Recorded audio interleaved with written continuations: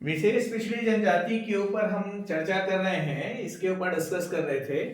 तो प्रीवियस जो वीडियोस हैं उसमें मैंने पहाड़ी कोरवा और अबुझमाड़िया जनजाति के ऊपर विस्तार से आप लोगों से जानकारी साझा की है, जो कि ऐप में भी अपलोडेड हैं, जहां पे आप रेगुलर अपनी क्लासेस डेली देख रहे हैं। अब इसमें आज की क्लास में हम डिस्कस करेंगे बैगा जनजाति, बिरहोर जनजाति और कमार जनजाति के ऊपर। तो 5 विशेष पिछड़ी जनजातियां हैं और अगले कंटेंट में हम जो राज्य शासन द्वारा विशेष पिछड़ी जनजाति घोषित की गई है, पंडो और भुजिया, उसके ऊपर विस्तार से चर्चा करेंगे। और यहाँ पे देखिएगा, मैं बहुत सारे, जैसा कि पहले भी वीडियोस में मैंने आपको बताया है, ऐसे नए नए कंटेंट यहाँ पे मैं आपसे साझा करने जा रहा हूँ जो डायरेक्टली आजकल एग्जाम्स में पूछे जा रहे हैं और हायर स्टैंडर्ड एग्जाम्स में ज़्यादातर पूछे जाते हैं, और जो बिल्कुल एकदम नया होता है। जैसे कि अभी असिस्टेंट डायरेक्टर एग्रीकल्चर में काफ़ी सारे छत्तीसगढ़ से संबंधित ऐसे क्वेश्चंस देखने को मिले जो कि बिल्कुल नए हैं। तो बैगा जनजाति की तरफ हम आते हैं।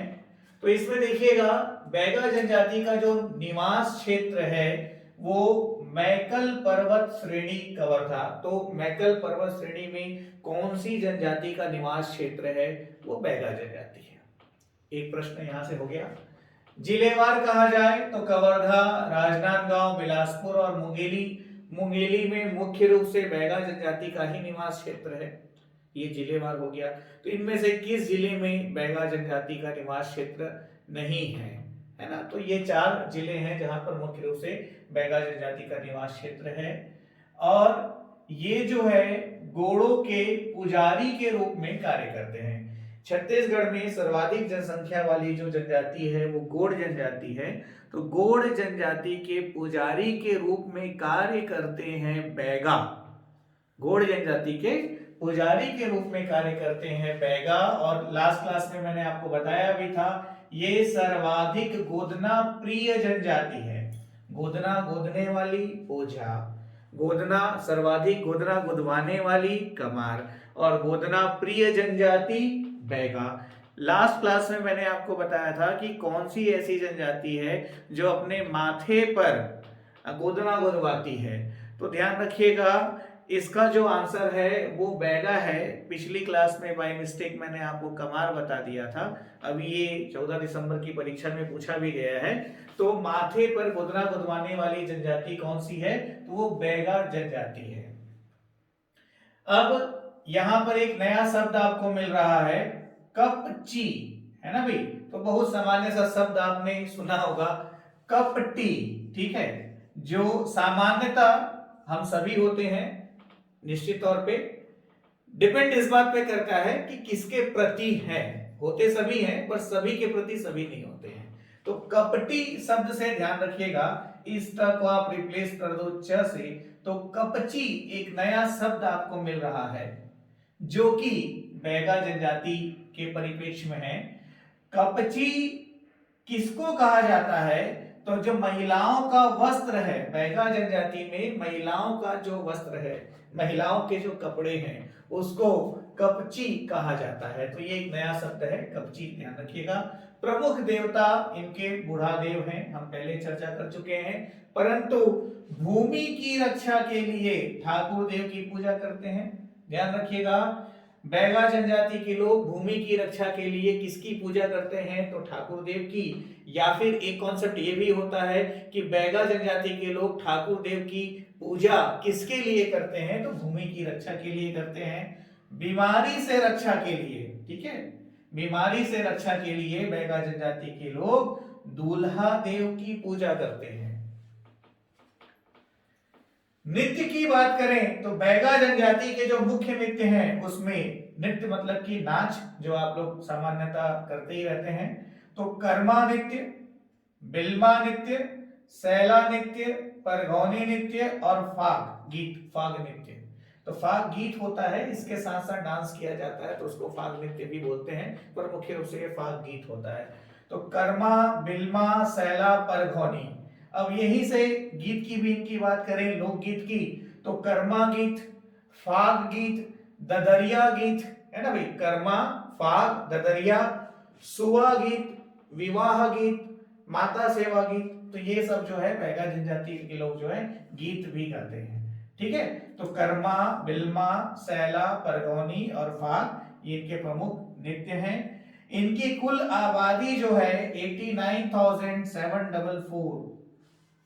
ठीक है, 89,744 मतलब कि ध्यान रखिएगा नियर अबाउट टेंटेटिव 90,000 के पास है 2011 की जनगणना अनुसार बैगा जनजाति की कुल जनसंख्या छत्तीसगढ़ राज्य में। टोटम, टोटम के बारे में क्या होता है पिछली क्लास में मैंने आपको बताया था। टोटम मतलब कि गढ़ चिन्ह।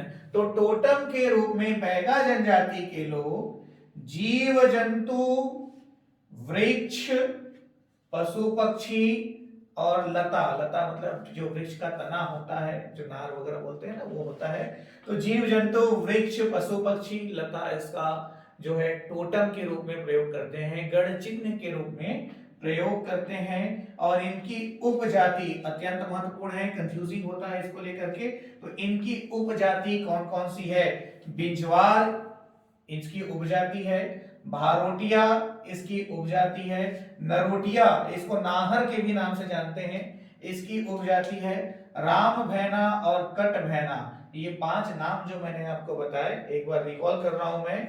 बिजवार, भारोटिया, नरोटिया, राम भैना और कट भैना ये बैगा जनजाति की उपजातियां हैं। इसके बाद बैगा जनजाति में प्रसव कराने वाली जो दाई होती है, जो प्रसव कराने वाली महिला होती है, उस महिला को सुनमाई के नाम से जाना जाता है। किस नाम से? सुनमाई। तो बोलते ना सुन ले माई ऐसा करके, दे दे माई ऐसा बोलते हैं ना, तो ये वही है सुनमाई। ठीक है, तो सुनमाई के नाम से प्रसव कराने वाली महिला को जाना जाता है। खर्ची, खर्ची मतलब खर्चा पानी। तो बैगा जनजाति में खर्ची किसको कहते हैं? तो वधू धन को कहते हैं, वधू धन को कहते हैं। ध्यान रखिएगा, वधू धन का मतलब ये नहीं है कि जो महिला लेकर के आती है शादी के दौरान। खर्ची मतलब ये है, यहाँ पर वधू धन मतलब कि वर वधू को देता है। यहाँ पे लड़का जो है वो लड़की को देता है, उसको खर्ची कहा जाता है। तो खर्ची का मतलब क्या है? वधूधन है ना भाई। तो खर्ची स्वीकार होने के बावजूद ही शादी विवाह संपन्न होता है। इनमें कौन कौन सा विवाह प्रचलित है? तो लमसेना सेवा आप सभी का फेवरेट, तो लमसेना विवाह बैगा जनजाति में प्रचलित है। गुरावट जिसको विनिमय विवाह के भी नाम से जानते हैं, ये भी प्रचलित है।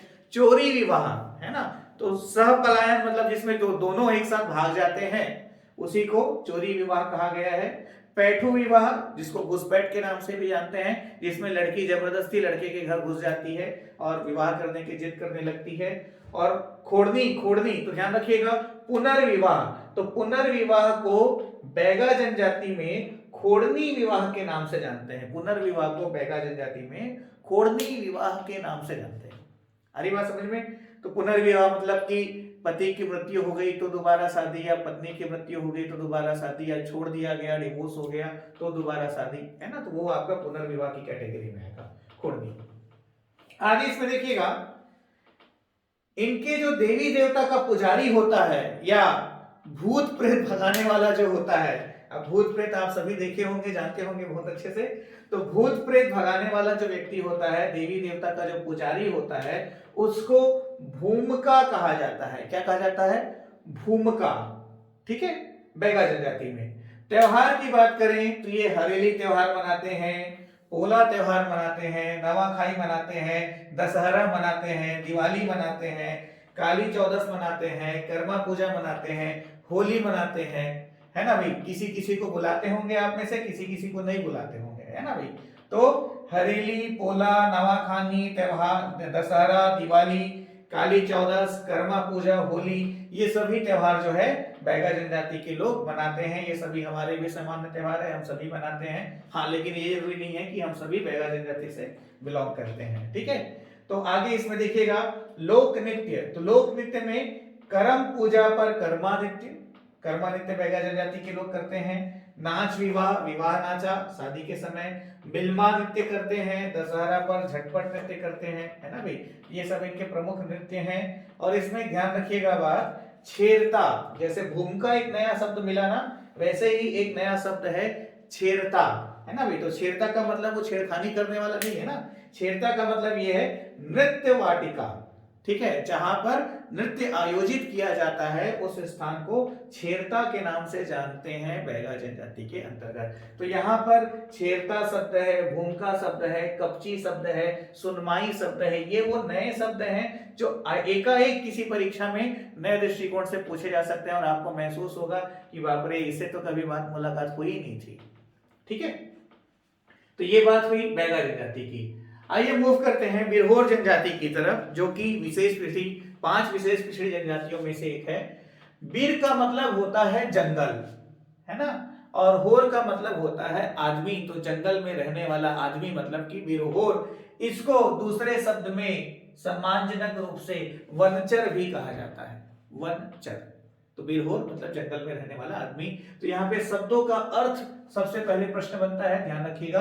बीर का मतलब क्या होता है, तो जंगल होता है, ये ध्यान रखिएगा। इनका जो सकेंद्रण है रायगढ़, जसपुर और कोरबा जिले में आपको दिखाई देगा।